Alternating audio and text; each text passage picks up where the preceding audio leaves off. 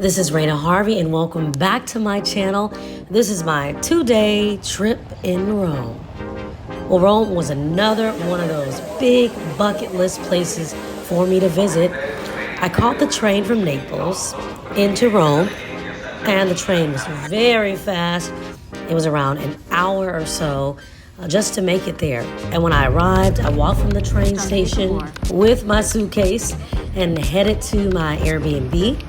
It was very close. It only took me about a 15 to 20 minute walk with my luggage. I was hosted by Paula, who has lived in Rome her entire life, and she rents out her amazing, cozy single to women that are traveling. She also has this beautiful terrace on the top of her building where you can look out and see the city from here. So there was another girl staying there at the same time that I was there, and she actually gave me a list with directions of a bunch of local tourist spots that I could visit while I was staying at Paula's. So I started off first to the Spanish Steps, and they were actually setting up for a fashion show while I was there. So you had a portion of the Spanish Steps that were closed, but you could still see, the people that were there. There were a lot of people there. And then after that, I headed off to the Trevi Fountain, and this was incredibly busy, so beautiful. There were so many people there. A lot of people were throwing in coins and just taking in the sights and the sounds of the Trevi Fountain. The Trevi Fountain was built in the 1700s, and it's actually probably one of Rome's most iconic structures. It was erected on the site of an ancient Roman water source, and the fountain is actually made of the same material as the Colosseum, travertine stone. Now, legend has it that if you throw a coin into the fountain, this will ensure that you return to Rome. So, as you can see, I had to throw my own coin in to make sure that I was going to come back. Now, Trevi Fountain isn't the only fountain in Rome. While you're here, you're going to find so many amazing, incredible fountains, and I encourage you to try to visit and see as many as you can, but you really just can't miss them as you're walking around Rome.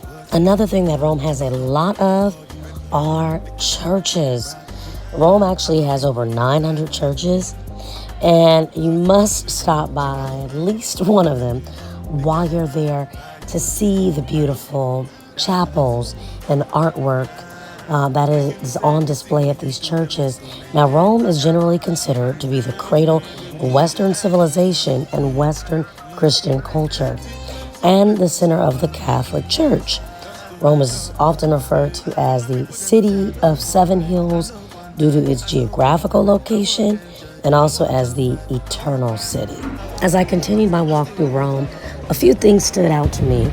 I saw lots of high-end fashion stores, a lot of people out shopping.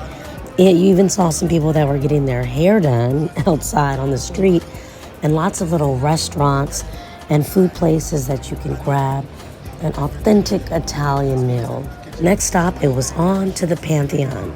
Now, the Pantheon is renowned for its remarkable architectural design. It was built by the Romans in the 2nd century AD. It features a large, unsupported concrete dome with an oculus and opening right at the top. The dome is considered an engineering marvel, and as you can see, people from around the world flock to see this, and they're pretty friendly and want to take pictures with you as well.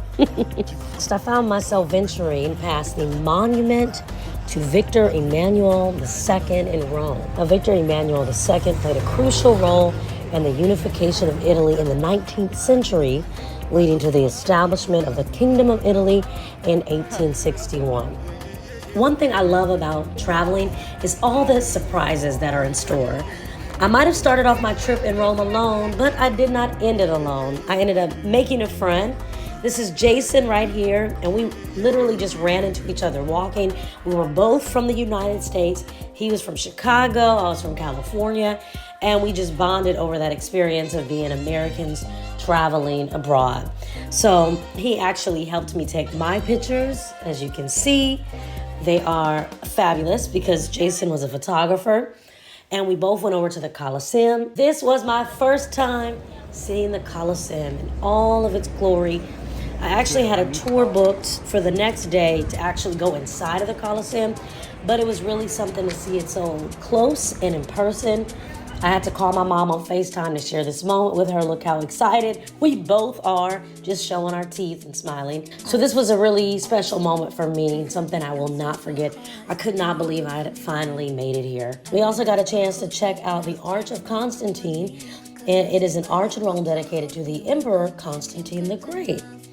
When you come to Rome, you have to see it. After an exhausting day of being two American tourists, Jason and I were famished, so we had to go grab a bite to eat. We wanted to make sure that we checked out a local, authentic Italian restaurant, and that is just what we did. We enjoyed our meal, and we just people watched, and then it started to rain. So it is raining in Rome. Jason captured some more magic on his camera. Look at these pictures. I had such a good time. I really tried to capture a fashion week in Rome. Freestyle edition.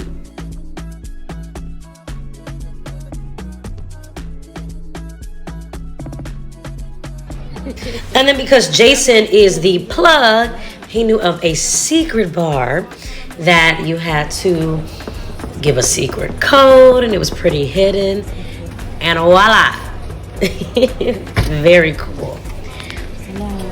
If you message me, I'll let you know exactly how to find this hidden gem in Rome. And after we spent a little while here, I was exhausted, and it was time to retire back to my Airbnb so I could be well rested for my tour of the Coliseum tomorrow morning. Finally being able to visit the Coliseum certainly did not disappoint. It was amazing to witness. So a little history about the Coliseum. It was primarily used for gladiatorial contests and public spectacles such as animal hunts, mock sea battles, and even executions, entertaining up to 80,000 spectators back in its heyday. The architectural marvel stands at an impressive height of 157 feet with a circumference of over 1,780 feet. Isn't that incredible? It was built using travertine limestone. Now, despite it actually being subjected to natural disasters and vandalism over the years, the Colosseum still stands as a testament to Roman engineering expertise. Well, if you know me, you know I like to see as much as I possibly can while I'm visiting someplace. Because I only had 2 days in Rome, certainly had to take advantage of that. So I booked a tour, but before that I grabbed some lunch. You can see here, very delicious Italian meal. And then it was off to Vatican City. Did you know that Vatican City is the smallest independent state in the world, both in terms of area and population, covering just over 110 acres with a population of around 800 inhabitants. This tiny enclave holds immense cultural, religious, and historical significance. The Vatican Museum houses an extensive collection of art and artifacts spanning centuries of human history. They have everything here, from ancient sculptures and Egyptian mummies to Renaissance masterpieces such as Michelangelo's Sistine Chapel. Now, filming and photography are prohibited inside the Sistine Chapel to preserve its artwork and maintain a reverence atmosphere for the visitors. So I wasn't able to get a photo. I wanted to respect that, but it was beautiful. And then after we left Vatican City, it was my final night in Rome. So me and my newly found friend Jason, we met up and we had my last Italian dinner while being in Rome. It was really nice. We shared a lot of laughs. We walked over to the Trevi Fountain, and then we said our goodbyes. And then it was time for me to go back to my Airbnb, wake up bright and early, catch my flight back to the United States. And it's so funny because I actually misread the times. This is something you need to do when you're traveling. And I ended up having to spend the night in the Istanbul airport. So that was a lot of fun. Next time, I'll be more mindful of the time. And then I made it back home. Wow, it was a whirlwind trip. It was so incredible. I got a chance to go to Paris, London, Barcelona, Portugal, the Amalfi Coast, and ended the trip off in Rome. It was amazing. I loved it. I had such a good time. Made so many lifelong friends. It's something I'll never forget. Well, until next time, thank you for watching my channel and traveling with me. I'm Raina Harvey.